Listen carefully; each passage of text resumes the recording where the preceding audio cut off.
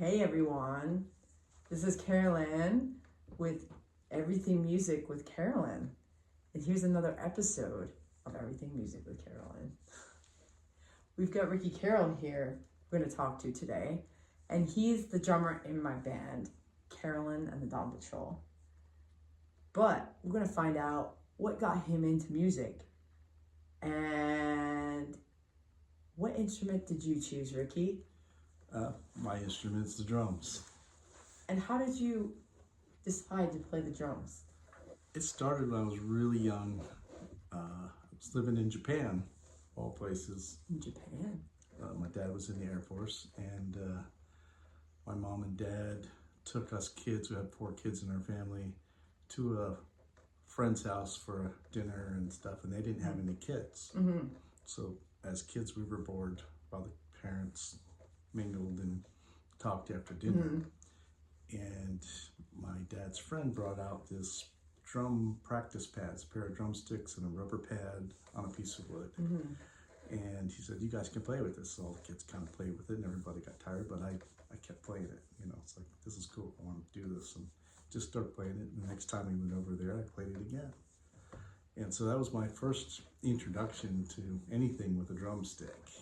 And we moved to Massachusetts, of all places. I used to live in Massachusetts. We were out there at Cape Cod, and we went to New York to visit my cousins. And my older cousin played the drums. Oh. And he had a band, and he was practicing in his room with his band. And we were like trying to peek in the doorway and stuff, you know, what's going on in there. Right. And then we would sit outside and just listen to him play. And that was another thing that reinforced that I liked him playing the drums, because my cousin played the drums. So when we moved to Florida, I just that's all I wanted to do was play the drums, and put together a little drum set out of boxes and coffee cans and stuff like that, and just would always play on them as a little kid. And as I got a little older, my mom said, maybe we should get you some drums for Christmas. And remember, I got a snare drum. So that's all I had. I had a snare drum to play with. So I learned. Did you get to pick it, or no? She bought it for me. Bought the snare drum for you. Okay. So I played that for a while. I added a tom-tom with a bucket, and I added a bass drum with another bucket. And so you had to be like kind of resourceful. Exactly. Yeah. And then finally, another Christmas got a hi-hat. Oh wow! Like Christmas after? Yeah. Okay. So it was a slow thing, but then when I got into middle school, there was, elective band. So I took band. It was started out as the marching band. Oh wow! Okay. I learned to play percussion instruments in the marching band. Now, did you go to band camp? I did not go to band camp. No band camp for me. Okay. Wow. Played through middle school and band. Okay. And then in high school, when it was time to go to high school, the music teacher came over to our band class and said, I'm going to recruit the best, players that are out there for our marching band. And I was like, I was already in stage band by then. Right. I was in the 9th grade, so I played stage band. And he's like, no, you got to start out in marching band, and practice starts right when school ends and goes till dark every day. Ooh. And I was like, that doesn't sound like fun for me. I can't surf. Oh, see, there you go. When I got into high school, I did not play the drums. Like you didn't play at all? Played it with friends, jamming, parties and stuff like that, but I just, didn't pursue the music part of it anymore. It was just for fun. Mm-hmm. And then in high school, kind of formed a band, and then got back into it. Okay. Been playing ever since. Was there a name to that band in high school? The very first band I got into, I was 15 years old. It was called Loose Ends. Loose Ends. Okay. This guy who came over, he was in the Air Force, and he came over from Germany, and he put together this band, and we had some good players in there. My good friend that I used to play with when we were just jamming in school, his name's Mark Listen. Mark Listen. He's Mark Listen. he was playing guitar then. So he would come over to my mom's house and plug into my dad's stereo, and we'd just jam, play music. And So you guys didn't like have a PA or amps or anything? No. You just plugged into the stereo. Right, just played that. And he was in the band at Loose Ends, and we already had 2 guitar players. And the guy who started the band, his name was John. He said, "Mark, you're going to play bass." And he's like, "I am?" He goes, "I don't know how to play bass." He goes, "You're going to learn. We don't need 2 guitar players. You need to play bass." So he took him to the music store, sold his guitar, sold his amp, bought a bass guitar. And fortunately, Mark Lisson turned into one of the best bass players around here. He has, because we've seen him, I know I've seen him with the Bone Dogs. Right. But he was, before that, he was... with the Groove Monsters, he played with Dave Feaster, Right. another really good guitar player from this area. So he played with him in the Groove Monsters. So that's so funny. You played with like one of the best bass players in town. Like you guys both started in high school together. You saw how he started playing the bass. So we were in that band together. Then when that band kind of broke up, we started a 3-piece band with Mark playing bass, me playing drums, and his guitar player, who's from this area too, Dave Thrift. Dave Thrift. So we were in that band. Who has the Dave Thrift band now? But it was called, what were we called? Straight Up, I think was the name of that band. Straight Up. Yeah. Did you come up with a name? I don't remember who came up with a name. So played with that band for a while. And then on to the A1A band with Mark Baker and friends. And on to the Acetones. Okay. And on to the Howleys. Onto the Howleys. And on to Strictly Business with Bill Honeycutt and Steve. And then somebody told me that this girl was trying to put together a band. I was like, "Who is that?" And they told me it was. I was like, "Well, I met that girl." You remember when we met? I do. I do. But I forget it was, I know I was getting a surfboard from you. But I forget the first time was when I was... You were getting your car fixed. I was getting my car fixed. And the guy was fixing your car. Yes. Saw the surfboard in your car and started talking about it. And you said, "Yeah, I want to get a new surfboard." Yeah. So he brought you over. His name is Mike, who owned the body shop. Yes. And he brought you here because the shop was right But around I feel the like corner. the first time I came here, you weren't here. Yeah, that's true. And they told me, the person who was taking my order, they took my order, but they said, "Oh, you play music? You play guitar?" He's like, "Ricky plays the drums, and he actually had to leave early today because he had a gig." Right. That's what they told me. I'm like, "Oh, that's cool." Yeah. So. And I met you like the second time or something. Yeah. Then you were putting this band together, and Dave Roman and Jeremy were going to be in it, and they told me about it, and they were going to have a practice, and it was at your mom's house. So we all showed up to your mom and dad's house, and that was practiced in the garage. In the garage, yeah. And that was the beginning of Lady and the Tramps. Yeah. And so many years later, here we are with Karalyn and the Dawn Patrol. In the Dawn Patrol. So many years. Yeah. We quantified that, but I don't know if we're going to say it right now. How many years ago was How many years do we really want to say that? I don't know. It's been a long time. It's been a long time. That's what we'll say. Yeah. And those of you who know. Right. We'll leave it at that. So that's my musical journey here. Now tell me, where was the place of your first gig?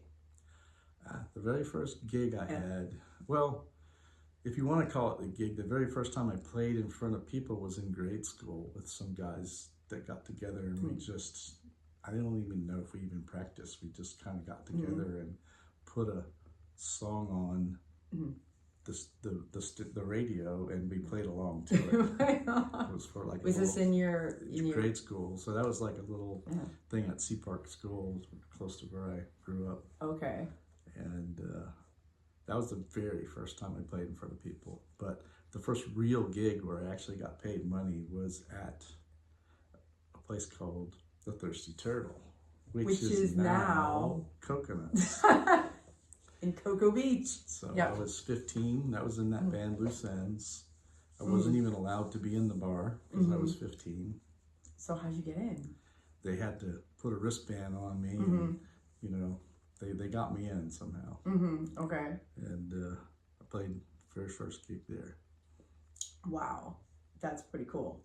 Coconuts. Yeah. Which was The Thirsty Thirsty Turtle. Turtle. Yeah. And if you want some real history, before that, it was called Fud Puckers.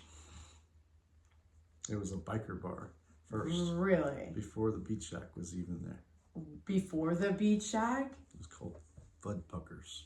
You Cocoa Beach people. Wow.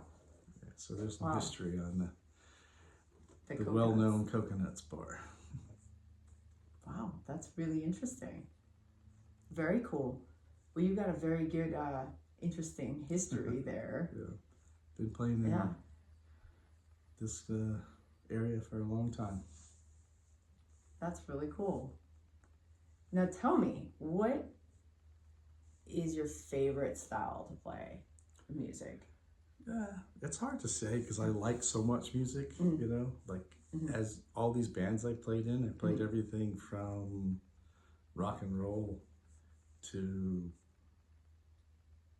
light rock to new wave to blues to You play country. disco too, I know.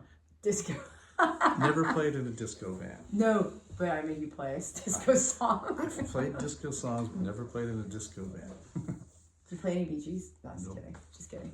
But yeah, so I mean, I like a lot of different styles. I like rock. I like one of my favorite bands as I was playing in bands was the Police. So lots of influence from Stuart Copeland, you know, and then before that was John Bonham with Led Zeppelin. So just a real eclectic mix of stuff that I like. So right. Hard to say what my favorite is. Yeah. Yeah. And when people ask me that, I'm like, what's your favorite thing to sing? I'm like, that's a hard question to The last song I just sang. just sing. You know, it's like, That's the way it I works don't for me. know, you know, and yeah, it stumps me. But, oh, that's cool. So, do you have like, maybe this question is long, do you have a favorite song you like to play, or is that kind of like the same Same thing. Yeah. Depends on how I'm feeling. You know, there's times where I want to play fast and real syncopated and different stuff, and other times I just want to play a little more groove type of song. It's how I'm feeling. You know. I know what song you don't want to play ever. Do we have to say it? Is this one of those, if you know, you know? My least favorite song to play. Yeah. Played it a million times. Yeah. And really don't care to play it again. Yeah. I know that one. But maybe we'll just leave it nameless. Let you figure it out. But if you know, you know. Yeah. There's some people who know. Yeah. I know, like, what are your influences at least? And maybe, I know you like the Stones. Yeah, I mean, I like a lot, you know, like when I first started really playing the drums for real and had a real drum set, like I said, we put them on my dad's stereo, and my brother older brother, he had like maybe 5 or 6 albums. Yeah. So when I was learning basic beats to play, I was learning off of Led Zeppelin, the Rolling Stones, Deep Purple, Uriah Heep, Black Sabbath. Who else? I got a good one for you. Slade. My brother had this album, this band from England called Slade. Okay. And here's some music history for you. Quiet Riot re-recorded 2 songs from that band. Really? 2 of their popular songs are really from a band from England called Slade. So I learned to play every song on all of those albums. Okay. You know, every song that was on every one of those albums, that's all I had to listen to, put the headphones on and sit down and learn how to play all these songs. Wow. So that was my early influences. And from there, it started changing and evolving when I started hearing more music that I could play to and joining a band and learning how to actually put drums to music, you know, with other people. Right. Right. So now you played all different kinds of music. You have all different kinds of influences from different backgrounds. So, and you've played a long time, especially in this county, Brevard County. What are some other things you do?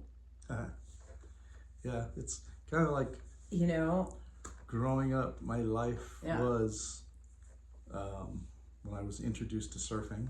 You know, surfing was like a super big passion of mine, and then music came along just soon after, like probably right about the same time. I started playing the drums and surfing at the same time, right? and kind of did them hand in hand as much as I could. And when I got the chance, I was working as an auto mechanic, and I quit my job so I could go up to the East Coast Surfing Championships up at Cape Hatteras. When I came back, I didn't have a job, and I got offered a job working for Natural Art Surfboards, and I was like, well, that'd be cool. So I started working on surfboards. At that time, I was playing a lot in different bands, and I was playing with this one band in particular, and I kind of had to make a life-changing choice at the time. Right, there's a turning was point. Like ready to go do this tour of Florida, and I was going to have to be gone for like 3 months. I really wanted to go play with this band, but I couldn't, you know, leave my job that I just got. You know, I'd only been working there less than a year, and this opportunity came up, and I really had to make a decision. Do I want to stay and work on surfboards, or do I want to go travel with the band?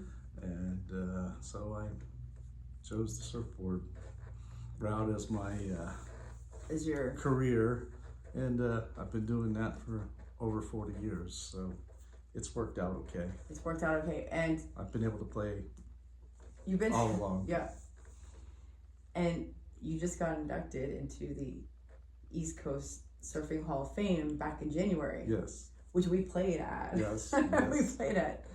Yeah, Yes. so that's super exciting. Yeah. So Yeah. if you think, you know, back, that I could have maybe been a rock star, maybe not. You know, could have gone out and failed, and who knows what I've been doing. So I think I made the right choice. I think you're right. Yeah, I think so too. I think a lot of people think so too. Yeah. Yeah, that's pretty awesome. That's a pretty awesome story. That's like one way or the other. Right. Yeah. You know? You never Yeah. think that you would be faced with a choice like that. Yeah. And at the time, not even think about it being life-changing, you know. Yeah, isn't that crazy? And you look back, it's like, you know, what it's would like, have happened if I did the other? Right. Yeah. Who knows? Okay, who knows? Yeah. But I think this was the right way. Right. And now you have your own company, your own factory, and what's the name of your company? It's Ricky Carroll Surf. People called it R&D Surf. When I started, it was with a partner, and we've changed just recently, kind of rebranded to Ricky Carroll Surf. Oh, it actually went from R&D to Ricky Carroll Surf. Okay. So we've been building boards here for, like, I've been doing it for 40 years, over 40 years now, and we build boards for a lot of different companies along with my own brand. Like, how many boards would you say you have shaped? Yeah, people ask me that a lot. It's a rough estimate based on how many years I worked for Natural Art, and then started my own company, two of the busiest surfboard factories on the East Coast of the United States. So I was a part of both of them, and a rough estimate is around that 50,000 board mark that I've shaped. 50,000 boards. Yes. Wow. People don't believe it, but Wow. there was a time back in the day when I was with Natural Art, and they had 4 shapers, and we were doing a little over 4,000 boards a year, and then 2 of the shapers left, and it was just myself and Richard Price, and we still kept up that 3,000 to 4,000 range of boards between us. So we were doing a lot of boards. Wow. That's amazing. Wow. That's crazy. And I have like 6 or 7 of these boards too. Yeah, they're all pretty awesome. Yeah, if you're in the band, you have to ride one of my boards. This is true though. This is true. And that has happened with anybody who surfs in the band. Right. Yeah. So, yeah, thank you. You also are a mechanic. Yeah, that was my first job in high school. I left high school and the work program to work for a local car dealership. Mm-hmm. Like I said, I quit my It's job like the jack of all trades to here. go to the East Coast Surfing Championships. I came back and worked for another mechanic's job and then quit that job to go again. Then started working on surfboards. But yeah, never left the mechanics. I'm a motorhead at heart. I like restoring old cars and you still go to like the what do you call them, the swap meets. The swap meets, right? You just went to one. Yeah. Yep. Always looking for parts for them cars. And you have like a few cars like in progress, right? Different stages of restoration. Projects that will go on for I don't know how long, but they're there. They're there, yeah. You showed me a few of them. Yeah. It's pretty cool. Yeah. It's another way to do something that's kind of, it's like music when you're working on a car and doing something and rebuilding it. It's therapy almost, doing it. Right. There's a therapeutic. And music can be the same way. Not only for the people playing it, for the people listening too. Do you think that all the things you do, like being a mechanic and being a surfboard shaper and surfing and playing music, do you think there's something common? Like, I've been trying to figure this out myself. Is there something that actually there is a very intertwined thing with cars, music, and surfing. Okay. If you look back in the 60s, the guys that were the hot rodders were also surfers and also into music. And bands like the Beach Boys and Jan and Dean, they sang about that, sang about hot rods, sang about surfing. They did, didn't they? You're right. That's what that was all about. That intertwining of those different hobbies or whatever you want to call it, careers, it's been a thing for a long time. Right. I'm thinking of that Beach Boys song now. Fun, fun, fun till her daddy takes a T-bird with. Yeah. She's real fine, my 409. That's a car. Yeah. So there's That's lots right. of it. And they were all surfers and they sang about cars and they played music, They kind of all went, you're right, that's how it all kind of. Yeah. So, and that's interesting, yeah. There's a big crossover. People that are into the car thing, that surf, that are into music, it's still happening. Yeah, that's pretty cool. Yeah, that's a really good way to. I was like, how do they all go together? But I know they do. Yeah. Let me ask you, what is like your favorite, as far as drums? What is your favorite equipment or like your favorite what do you like the best? Well, brand, I've always been a Ludwig guy. My very first drum set was not a Ludwig drum set, but I wanted one. But I got into a Ludwig set pretty early on and always liked the way they sounded, liked the way they played. And so I've always been a Ludwig guy. And then gone through all the stages of playing a very basic kit to the big giant meal pork kit, lugging all that stuff around. After a while, I was like, if I'm going to go to gigs, I don't want to carry 10 drums in. Right. So then you start condensing back down. I went to a super small kit, like what Ringo Starr played, which was a Ludwig kit.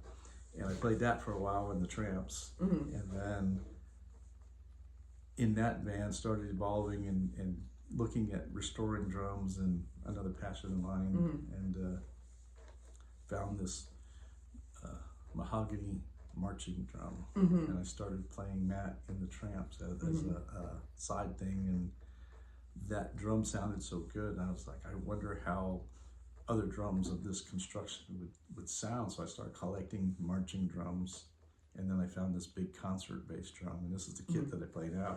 So I have this big concert bass drum, 3-ply mahogany with marching drum toms and marching drum floor tom, and it sounds really, really good. I don't think today's drums even can come close to sounding like these drums, and they're fun to play, and so I've gone this full circle of. Well, and then the thing is, everybody comes up and asks them, how big is that kick drum? It is a conversational piece for sure. It is a conversational, yeah. It's 32 inches. 32 inches. It makes the kit a little more difficult to play because of how the spacing of the drums are. It's not like your normal kit, and it took me a while to learn how to play it to where I was comfortable with it. I've had drummers come up and say, oh, I want to play, and then they see the kit and they're like, maybe not. Maybe not. They're intimidated by it. So. How many, because I'm looking at parts of kits now. How many kits do you have now? Full kit's probably about 5, but play one mostly. This is my practice kit here that we practice with. It's a lovely kit, an old 60s kit.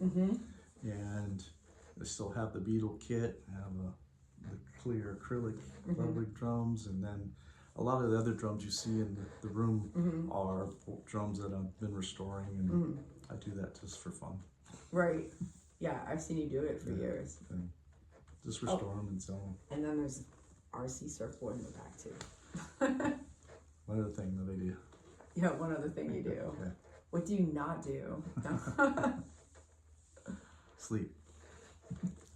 I know what you mean. There's no time for sleep. I know what you mean. Yeah. Well, if you could meet any musician, who would that person be, you think? Would it be just one, or? Yeah, it's hard to say. As a drummer, you're always in the back, Yeah. So most drummers kind of want to be out front because they don't get to experience that. I'm the front guy, the singer and stuff. So yeah, that's true. you can't move. You're stuck in one spot. Yeah. So I think a lot of drummers want to be the front person. Yeah. I sing a little bit, but I don't know that I could ever front a band being a singer. Well, I mean, there's Genesis, right? Like, oh yeah, drummers have done it. Front? He was a drummer first. Yeah. He sang while he played, right? But then, as he moved on and did his own solo thing, he stopped playing and only sang. And you only sing. That's right. Yeah. A lot of singing drummers. Don Henley. One of the early guys that was really good was like Cleavon Little from the band, I think his name was. He was a good drummer and singer. There's a lot of guys that do it and do it well. It's difficult. It's not easy to sing. No. And I mean, as a kid, as you were learning the drums, was there like one particular person that a drummer or any musician that you kind of idolized as a kid that you're like, okay, I want to be like this guy? When I first started, in hearing music and playing was Buddy Rich. I mean, he was one of the, world's most famous drummers, at the time. So Buddy Rich was the very first influence on me. But like I said, when I got into rock and roll and started hearing John Bonham and stuff like that, it changed. And then Stuart Copeland and then Neil Peart from Rush, you hear these guys they're all different. They all do different styles and play differently, but it was cool to try to mimic that as a kid, Right. I want to play like that. Right. So, do you think you'll ever stop playing music? I don't think so if I'm physically able, Yeah. There's limits on drummers, I heard Neil Peart say this before he passed away. And they were still touring, and they asked him, like, how long are you going to keep doing this? And he said something like, I don't know how many years I have left, but I want to go out there and play like I play now. When I know I can't play like this anymore, I'm going to stop. And unfortunately, he passed away, and he was still playing. He was still playing? Yeah. Okay. Well, that's awesome. I can't see ever stopping No. either, unless I'm physically not able to. I mean, for most people, music's just a passion. You Yeah. have a passion for it. It's what you do. Right. Yeah. It's just something Yeah. you just have to do. Right. Which is pretty cool. I mean, look at some of the performers out there that are still performing and doing well, and singing well. That are in their late 70s, 80s. They're still doing it. Oh yeah. And there's a lot out there. They're Mick doing Jagger. it. Yeah. Cher. I mean, there's so many singers out there that you Dolly think Parton. they couldn't sing anymore Yeah. after a certain age, but they're still out there performing. Buddy Guy still. Yeah. So Yeah. there's no reason to quit unless you can't physically do it. I agree. And you can lose your voice as a singer. You can definitely lose your voice where you just don't have the voice anymore, and then you should quit. Don't go out there Trying if to you can't sing. If you can't, nobody wants to hear that. Yeah, well, that's not fun. Yeah. Well, do you have any, like, advice for any musicians, up and coming musicians, like children learning instruments or going for a passion, surfing, or, For music, especially these days, everybody thinks they're going to learn an instrument and be a rock star. That does not happen very often, and it's harder and harder as music changes and the whole music industry changes to think that you're going to learn to play music and one day you're going to be playing stadium shows. It just doesn't happen that way for everybody. So if you want to play music, play it because you enjoy playing music. If you become a rock star, great, but don't go out there thinking that's what I'm going to be and be disappointed. With it. Just go out there and play and enjoy what you're doing. I think it's, like, really important to enjoy it, and, like, really enjoy the moment that you are playing. Because I've looked back at all the shows we have, and I'm like, it's really fun that we get to go out every weekend and play shows and see all our friends, and have fun with all our friends.